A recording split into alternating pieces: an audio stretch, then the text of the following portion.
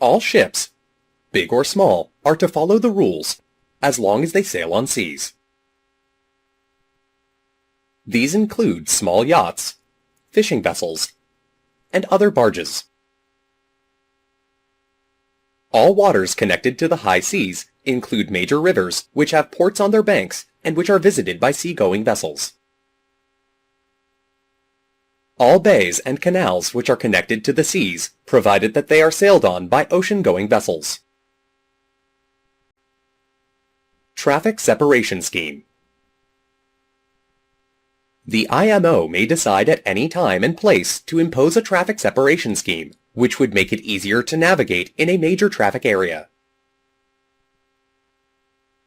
The above traffic separation schemes will be for the purpose of enhancing the effectiveness of these collision regulations. At certain times or circumstances, it may not be possible to strictly go as per the rule. Seaman may have to deviate from the rules. If he thinks that any action by following the rules in a special situation shall endanger the ship, then in that case, deviation from the rule may be permitted to avoid danger.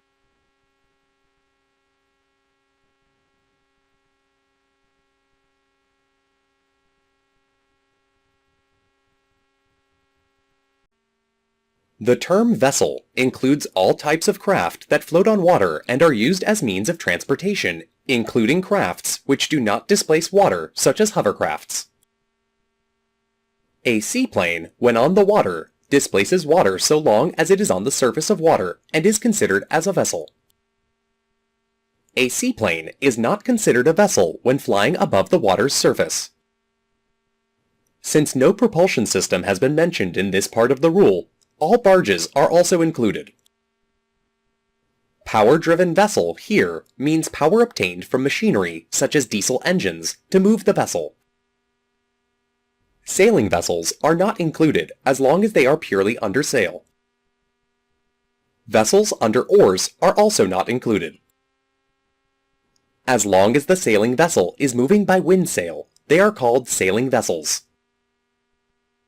Some of the sailing vessels have provision for use of their main engine and propeller. The moment their main engine is started, they are termed as power-driven vessels, even if they hoist sails. So, as long as this main engine on sailing vessels is not used, they are termed as sailing vessels. Fishing vessels means vessels actually fishing with their equipment in the water and are unable to move away and keep of other vessels. If the fishing vessels have secured their fishing lines and nets, and the equipment does not restrict their taking evasive action for safety, then they are not fishing vessels. The equipment under the rules include nets, lines, trawls, or other equipment used for fishing. Seaplanes are the one which by their construction and purpose can safely land, take off, and maneuver on water. A vessel not under command means any vessel which because of some reason cannot keep out of the way of other vessels. The reasons normally are beyond its control, like main engine breakdown and she cannot anchor, or steering failure, or launching a rescue boat. Vessel constrained by her draft is a power-driven vessel which because her draft in comparison to the depth of water at that place is so great that she cannot alter to avoid a collision. If it does so, she would run aground. However, if the width of the channel is sufficient, then they are not considered constrained by draft. Similarly, if the depth of the same VLCC is 20 meters, or about 65.6 feet, in a channel as wide as 30 to 40 nautical miles, then the VLCC would not be a vessel constrained by her draft. A vessel underway means that a vessel is not at anchor. It is not made fast to the shore. It is not aground. It is considered underway when drifting or moving. Similarly, a vessel dragging anchor is considered as underway. In the rules, length of the vessel means its length overall, and the breadth means the extreme breadth. Restricted visibility may be caused by fog, mist, snow, rainstorm, sandstorm, or similar conditions, and also by any other means, like forest fires, which cause restricted visibility over the nearby sea. Wing-in-ground crafts cruise close to the water with about less than one wingspan's length over the surface. This gives extra lift and decreases the drag. The rules define the following vessels as being restricted in their ability to maneuver. A vessel which engaged in laying, servicing, or picking up a navigational mark, submarine cable, or pipeline. A vessel engaged in dredging, surveying, or underwater operations. Some vessels when engaged in replenishment or transferring persons, provisions, or cargo while underway. A vessel such as aircraft carrier which is engaged in the launching or recovery of aircraft. A vessel engaged in mine clearance operations.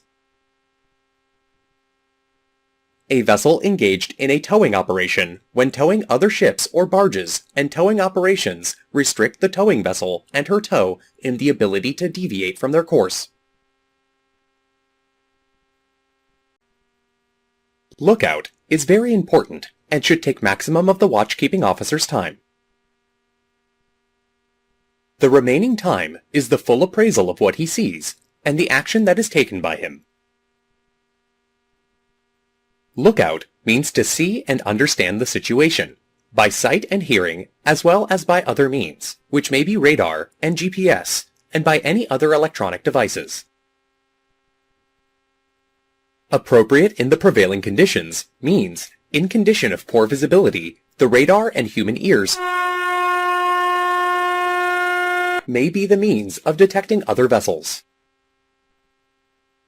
If the vessel is in the middle of a fishing fleet with only one radar, then the range scale shall be reduced and the periodic switches have to be done between smaller scale and a longer scale.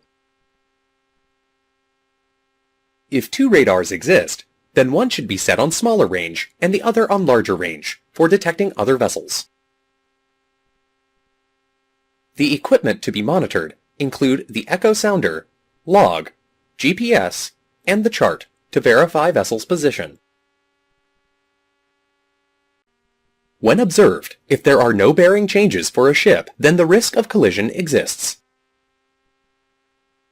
If the bearing changes for a ship at an appreciable range, then the risk factor is less. However, it has to be remembered that the change of bearing has to be appreciably large.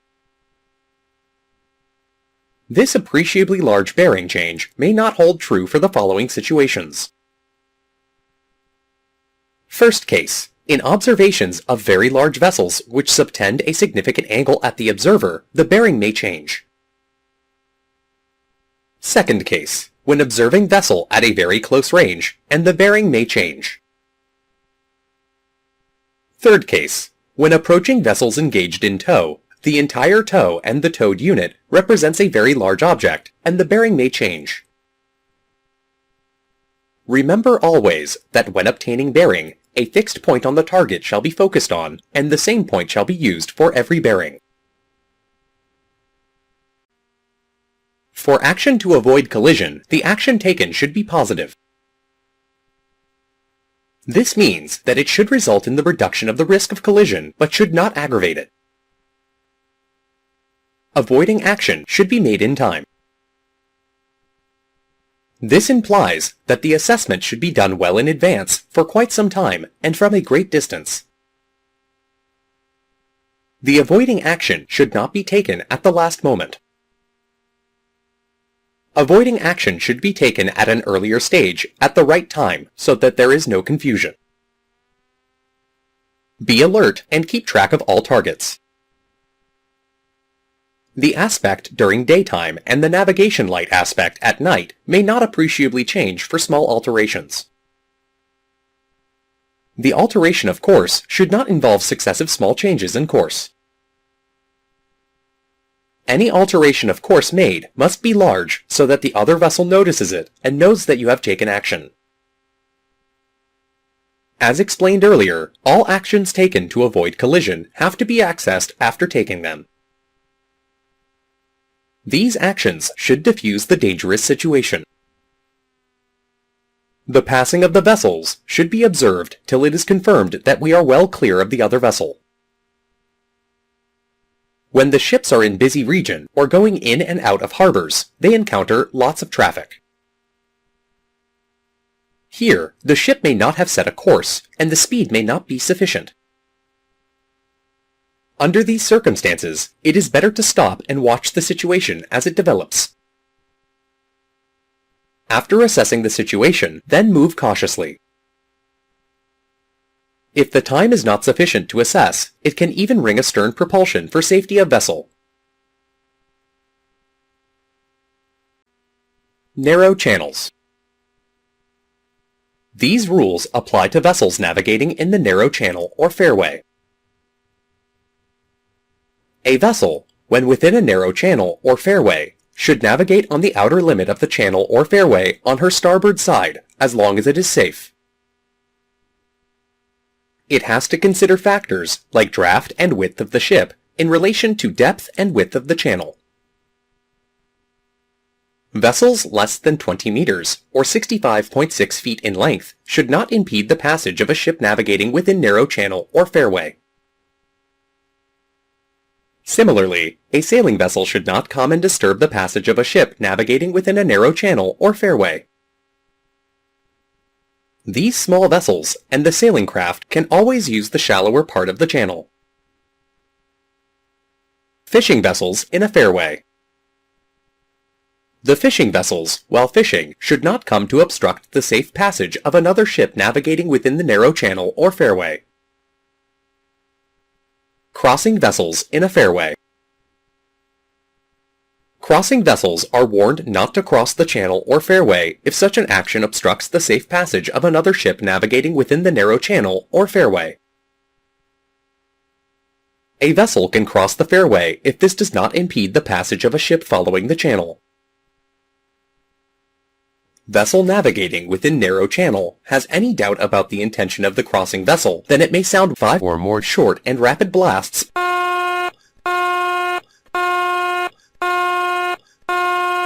as mentioned in Rule 34D to know the intention of the crossing vessel. Overtaking vessels in a fairway. In this case, if the vessel behind wants to overtake, then she has to sound the signal, 2 prolonged blasts followed by 1 short blast, to mean, I intend to overtake you on your starboard side.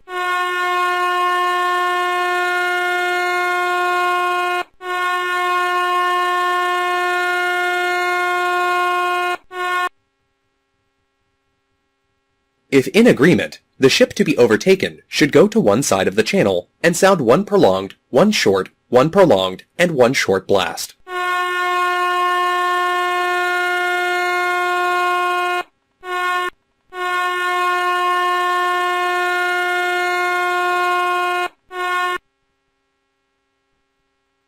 Similarly, if the ship wants to overtake from the port side, it will sound 2 prolonged blasts followed by 2 short blasts.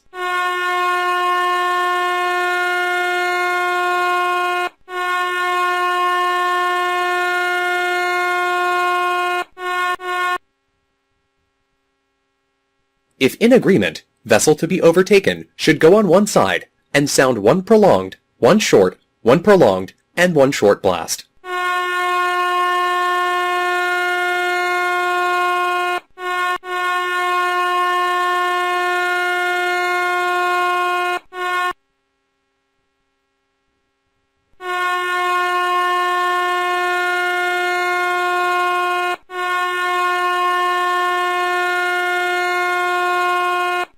If the ship ahead does not understand the signal, she should at least 5 short and rapid blasts on the whistle to know the intention. Even after the agreement of the ship ahead, the final responsibility to keep clear in such situation lies with the overtaking vessel only as per the Rule 13. Bend and obstructions in a fairway. A vessel when nearing a bend or an area of obstruction in a channel should sound one prolonged blast.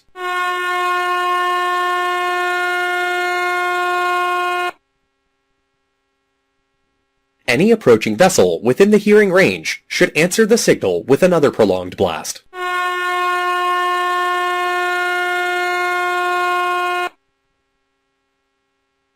Anchoring in a fairway. As far as possible, vessels should avoid anchoring in narrow channels except for the safety reasons, where other vessels should be warned and special care should be taken. When a vessel is in a traffic separation scheme, it has to obey all rules, including rules of the traffic separation scheme. While using the traffic separation scheme, you should navigate in the direction of the lane and not in opposite direction.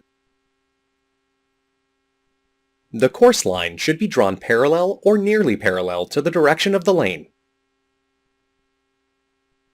Draw the course at the center of the lane and clear of the edges. Entering or leaving traffic separation scheme. Make the course line join the traffic separation scheme at the beginning or at the end.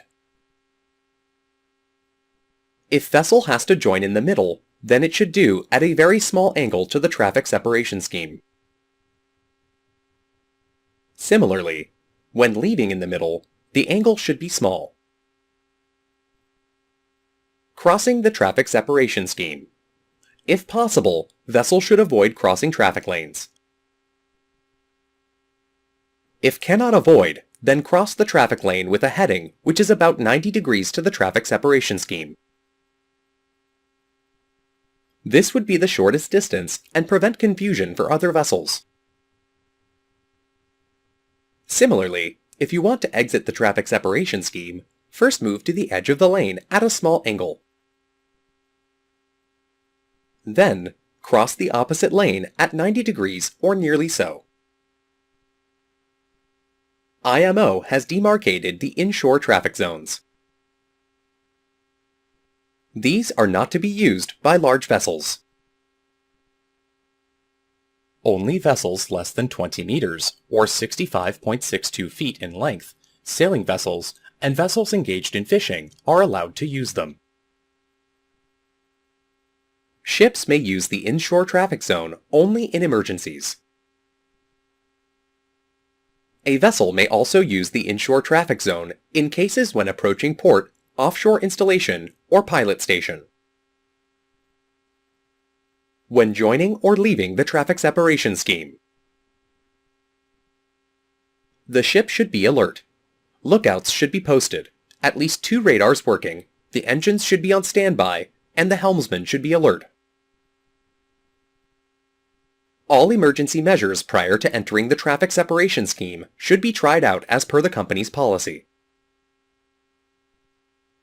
Anchoring is not permitted within the traffic separation scheme or around its terminations, except in emergencies. If you are not using the traffic separation scheme, you should be as far away as possible from it. This will prevent confusion for the ships which are heading to or leaving the traffic separation scheme. The fishing vessels, while fishing, should not come into the traffic separation scheme. The small vessels less than 20 meters, or 65.62 feet in length, should not come and disturb the passage of a ship following a traffic separation scheme. Such vessels can sail along the inshore traffic zone. There are ships which are involved in operations such as repairing or renewing the buoy in the traffic separation scheme. Such vessels are restricted in their ability to maneuver and are exempted from complying with the rules for the vessels in the traffic separation scheme. Similarly, vessels carrying out the operation for laying, servicing, or picking up a submarine cable in the traffic separation scheme are also exempted from these rules. According to Rule 10E, a vessel other than a crossing vessel or a vessel joining or leaving a lane shall not normally enter a separation zone or cross a separation line except 1. in cases of emergency to avoid immediate danger. 2. To engage in fishing within a separation zone. According to Rule 10J, a vessel of less than 20 meters, or 65.62 feet in length, or a sailing vessel shall not impede the safe passage of a power-driven vessel following a traffic lane.